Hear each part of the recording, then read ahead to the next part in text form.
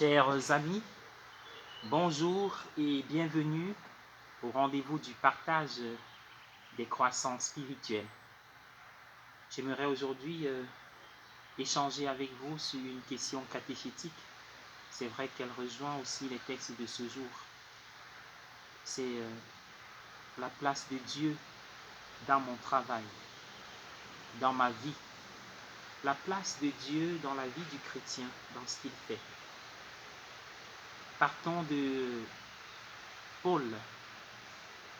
Paul qui est un missionnaire, un évangélisateur, et qui déclare « Je me trouve aujourd'hui enchaîné à cause de la parole de Dieu ». Et tout de suite il dit « Mais on n'enchaîne pas les merveilles de Dieu ». Cela signifie que dans ce que nous faisons au quotidien, dans notre mission, dans notre profession, dans notre rôle dans la famille, nous pouvons à certains moments sentir la fatigue, l'échec et même faire face aux obstacles ou alors même au succès. Mais nous devons être conscients qu'il y a une présence qui nous dépasse dans ce que nous faisons. Ora et labora, dit la formule bénédictine. Prie et travaille. Être conscient de la présence de Dieu dans mon travail change les choses. Paul savait que dans son travail d'évangélisateur, c'est Dieu qui avait la première place. L'évangile dont il était le porteur, l'annonciateur, le prédicateur, a une force propre. Et lui, en tant que missionnaire, il n'est pas celui qui fait le tout dans ce travail missionnaire, mais il prend part en tant qu'instrument dans la main de Dieu. Voilà ce que nous devons avoir à l'esprit chaque fois que nous engageons un travail au quotidien, ou alors notre emploi, notre métier. Savoir que c'est Dieu qui a la grande place et que sans nous, cela peut marcher et avec nous, c'est encore mieux. Paul était enchaîné, mais il reconnaît qu'on n'enchaîne pas les merveilles de Dieu. C'est-à-dire que la parole de Dieu continue d'agir et de toucher les cœurs, bien qu'il soit lui enfermé. C'est une profession de foi, c'est un acte de foi et de confiance et d'abandon qui fait de nous, et c'est vrai, des serviteurs inutiles. Non pas que nous ne comptons pas devant Dieu, nous avons notre place, notre espace que nous occupons dans l'univers. Et cela compte aux yeux de Dieu. Nous sommes importants pour lui. Mais seulement, nous devons savoir que nous sommes limités et que sa puissance peut tout faire. Être conscient de ce que l'évangile, la mission, notre travail avance sans nous, nous donne une conscience que ce que nous faisons a une dimension de gratuité et de liberté. Et ainsi, nous savons que ce que nous faisons est un don à Dieu, en signe de reconnaissance. Par mon travail, je participe à l'œuvre de Dieu.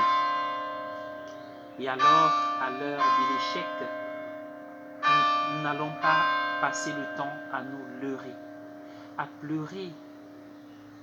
Nous allons, quand viennent les obstacles, quand viennent les épreuves, nous allons relever la tête en disant, même si je suis abattu, je suis tombé,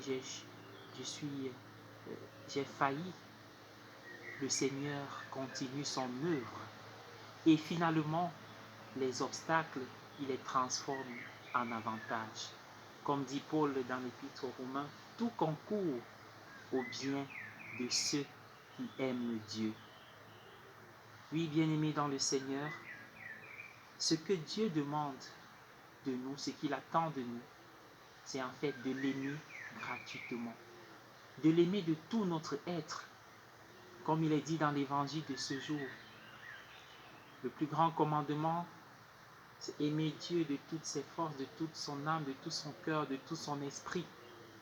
et aimer le prochain. En effet, aimer Dieu de tout son être rend présent et actif l'amour de Dieu en nous.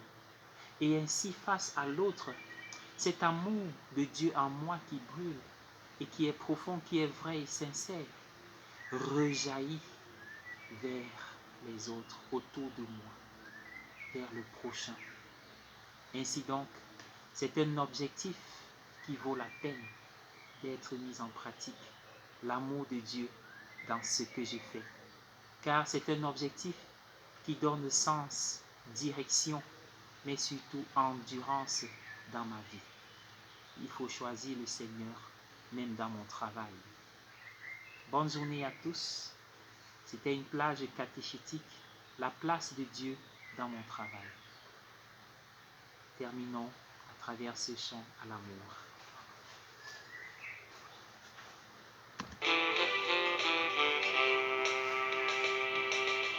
L'amour a fait le premier pas.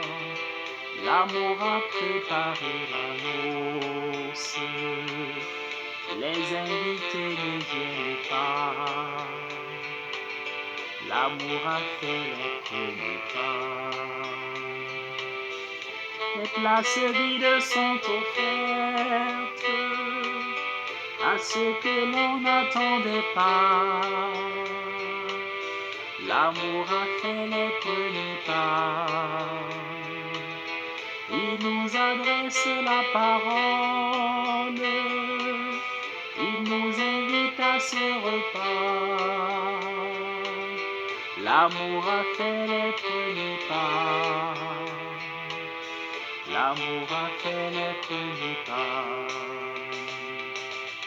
L'amour a fait les premiers pas. L'amour a préparé la noce. Les invités ne viennent pas. L'amour a fait les premiers pas. Seigneur, je te confie aujourd'hui mon travail. Je te confie le labeur quotidien. Je te confie la famille que tu m'as donnée. Je te confie mon métier. Je te confie ma mission. Et je veux puiser en toi des forces et des ressources pour davantage t'aimer. Et pour toi, aimer mes frères.